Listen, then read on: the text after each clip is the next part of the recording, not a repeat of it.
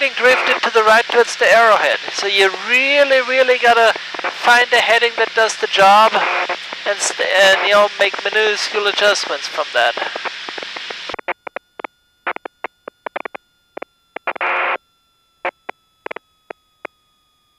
Cut them all the way. Cut them all the way. Do a full stop, and then yeah, you got 2500 till taxiway Bravo.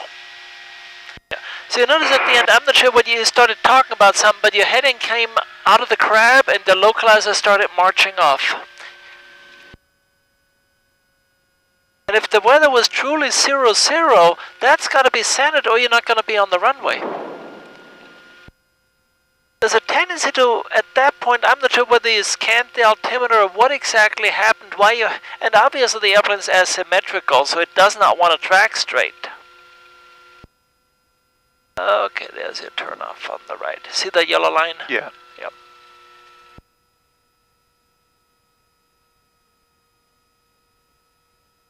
So on these approaches at the end, we always had a tendency drifting right at the very end. And that was partially a changing wind.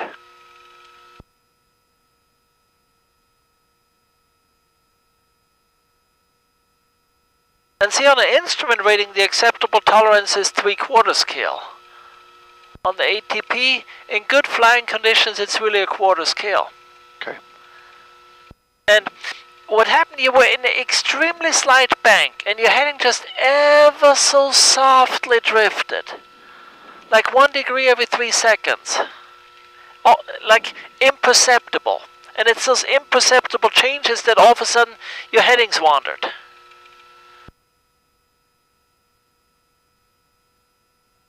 Well, what you want to do, just go to the taxi north and then we'll do the bolt print before takeoff at the end.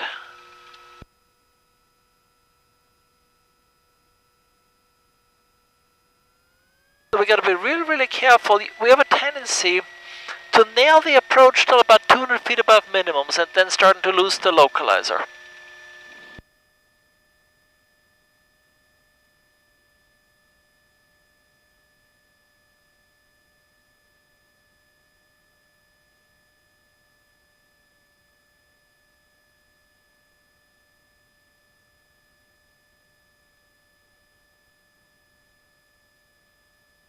So you want to take back off on 17?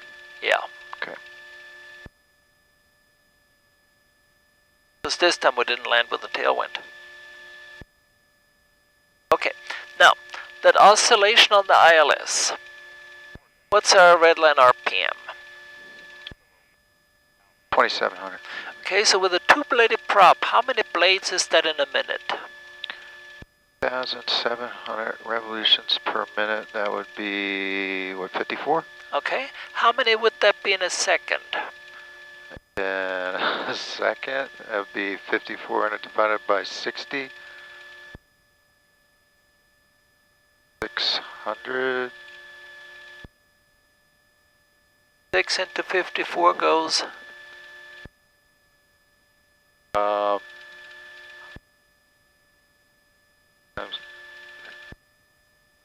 700 times? I don't know. Multiplication table. 54 divided by Don't 6. give me any math right now, please. Back your power off, Lowell. Cannot think anymore. All right, how many in a minute? Well, what's 54 divided by 6? 8. No, that's 48. Wait a minute, it's 9. Yeah, so 90. So Okay. the prop frequency is 90 hertz. And the ILS, you got a carrier, and you got 90 hertz and 150 hertz modulation. So the prop frequency of 90 hertz interferes with the 90 hertz modulation of the ILS signal. And so you get an interference speed causing the oscillations on the localizer. Keep it rolling. Cross seat? Yeah. Why do some of the Cessnas, you're not allowed to stay in a certain range? That's a resonant vibration. That's fatiguing to the prop? Yes. Prop, engine mounts. Everything. Combination.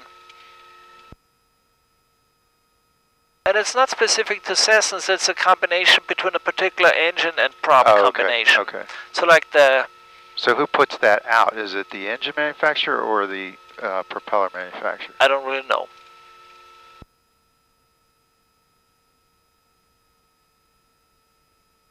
It would have to be the prop manufacturer because the engine manufacturer doesn't know what prop you're going to stick on it, but a prop manufacturer is going to know what engine that prop goes on. Okay.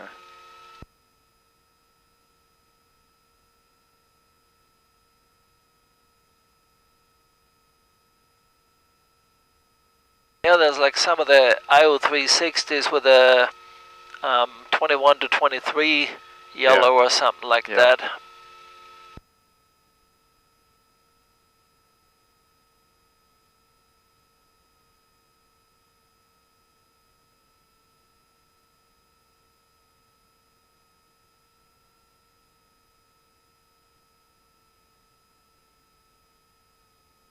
Now, the other thing, obviously once you come inbound, as soon as you establish the inbound, you know, make a radio call and also click the lights on. Because now on the government charts you wouldn't have that information, but let's look at the minimums table for a sec. What's our required viz? Looks like a half mile. And if you don't have approach lights on? 3/4 of a mile. And where would you find that on the bullshit charts? On the bullshit charts, you'd have to go all the way to the front and find it on the table. Right. Okay. So basically, we want to be sure we click our lights on. Okay. And at some uncontrolled airports, this airport is almost the exception. They've always got the runway lights on. And there's a lot of airports where the runway lights are pilot controlled. And of course, at every uncontrolled airport, the approach light system would always be pilot controlled, because there's no tower to turn it on for you. Okay, so let's do a bolt print here. Okay, wing flaps.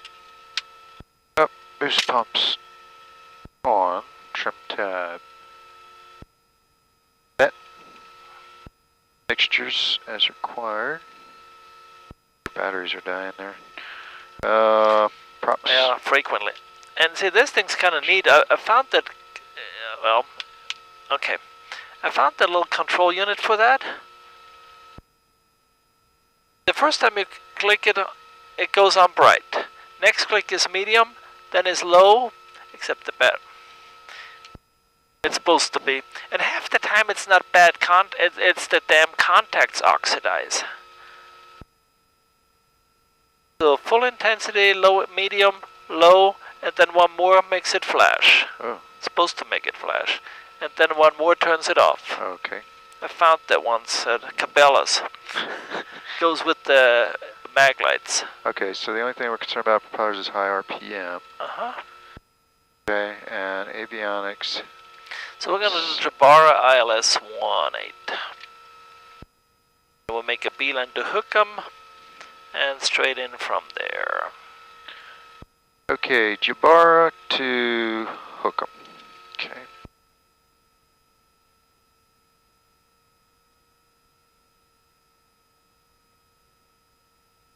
And who is Colonel Jabara? He was the first American fighter ace in the Korean War. Oh, yeah, he was Cuban? Lebanese. Really short guy. I think. Okay, and we're going, you said we're beelining it to Hookham? Uh-huh, Hookham and straight on in.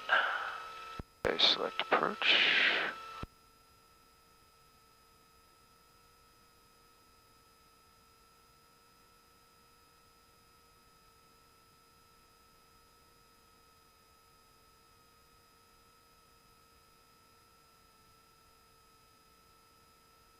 Come back to flat plan for a moment. What's it want you to do after you get to Hookham?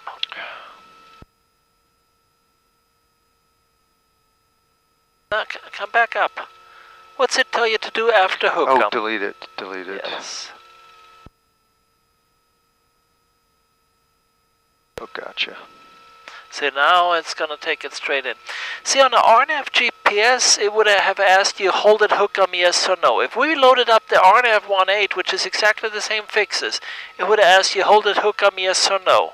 And you would have done the no. But on this approach it doesn't officially give a no PT. Okay.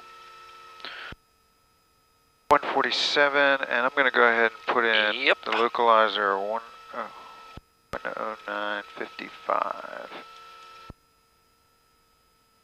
Okay, and then I want to load the ASOS in the bottom back one. off, back off. Nope, I don't want to do that. You're skipping a step. Oh, I skipped a step. See, always go frequency and course as a pair. Okay, 181.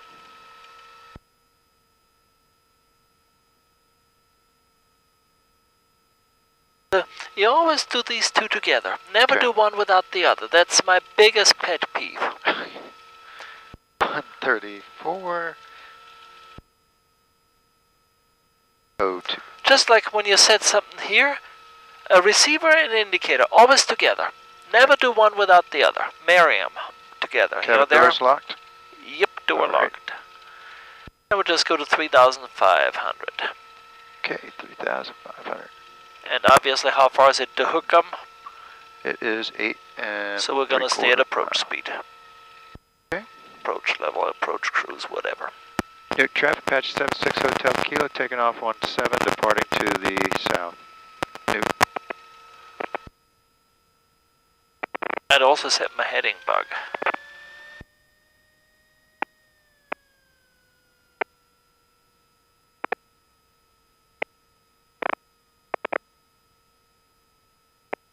Another consideration, by the time you get airborne, you're going to be farther to the south of that, so I'd set the bug 10 degrees more left. The other way, the other way.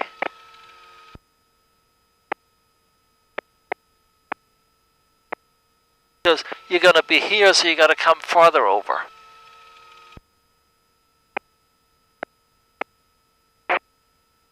Because by the time you turn, you're going to be here. Oh, I'm sorry. I got going that way. I'm thinking we're going this way. Got it.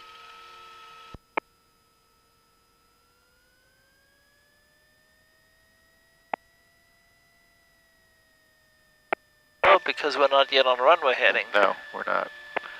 This would be a very short takeoff.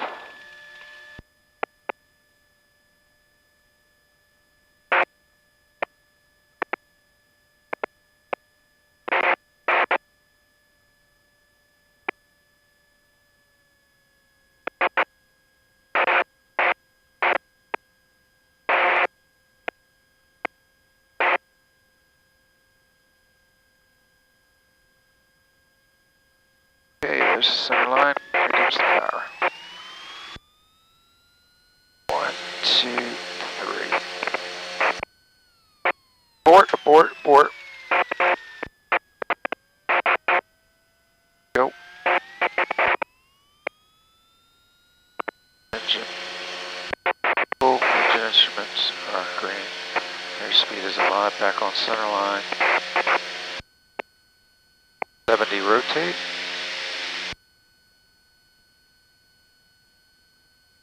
80 positives. Going to 400 feet, then we're turning. So look at your pitch, no higher than 5. Come down to 5. A little lower, there you go. And see that after a few seconds, that nails the speed where you want it. Okay, 400 feet, turning left.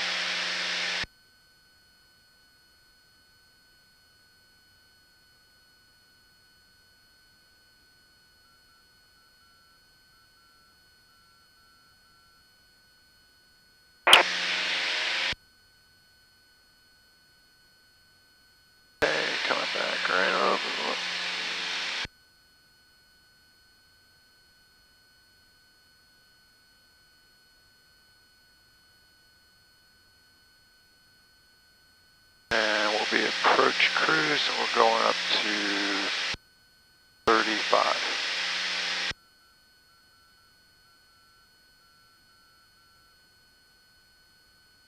Anything we ought to be doing? Gears up. We are trimmed. We could call approach. UPS! Oh. Carriage props.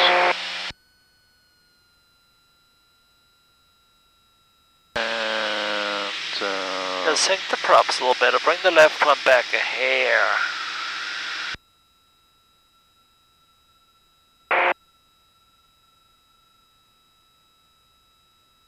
On a missed approach, we've got the props at 2400. On a takeoff, we got the full RPM. So you always, after you turn on heading, it's the UPS. And then as part of the switches, you would call approach if it was a real FR flight. Okay. Approach, Apache 76 Hotel Kilo, departed Newton, 3,300, climbing 3,500. Apache 76 Hotel Kilo, which to approach ident.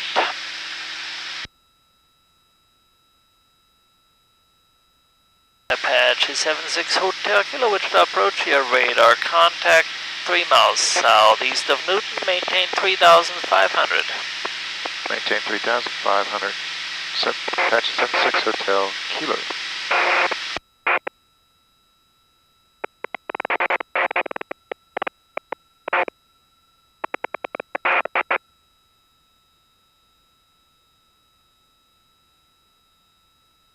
And Apache 6 Hotel, which approach? What approach would you like this time, sir? We're requesting the ILS runway 1876 Hotel Kilo. Apache 76 Hotel Kilo, roger. I'm on your present heading. Join the ILS 18. You cleared the ILS 18 at Jabara 3,500 to establish in the published segment of the approach. Okay, maintain present heading, clear for the ILS runway 18, we'll maintain 3,500 until established. Apache 76 Hotel Kilo. Okay, we only got 3 miles, so we got to do this fast. Avionics mode, frequency, and course. Modes HSI, frequency. So turn your map light on again. 109.55, check. And 181, check. And we're not going to change this right now. Okay, altitude, now altimeter setting. 10. Sky condition clear. Temperature 10 Celsius. Dew point 02 Celsius. Altimeter 3019er. Remarks. Density altitude 900. Thunderstorm. Information not available. Wichita. Colonel James Jabara Airport. Automated weather observation. I just listen, I would him right. 5 Zulu. Wind 140 at 07. Okay, winds are favoring 18, so we are good there. We'll be straight in. Airspeed 18, 19, we're just slightly low. That's probably why we're a little slow. So we'll fix that. And gas is on. Mains. Track looks good. Mains undercarriage is on standby. Mixture set. Props are set. And switches, boost pumps on. Landing lights on. Okay, we'll get to hook 'em. We'll do the 5 T's.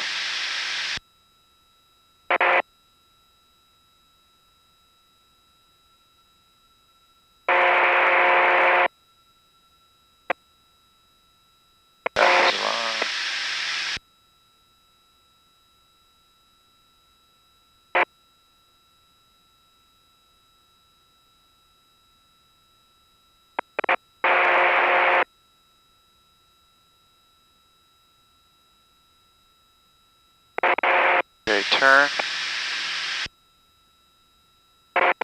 time, I don't have to time anything, twist,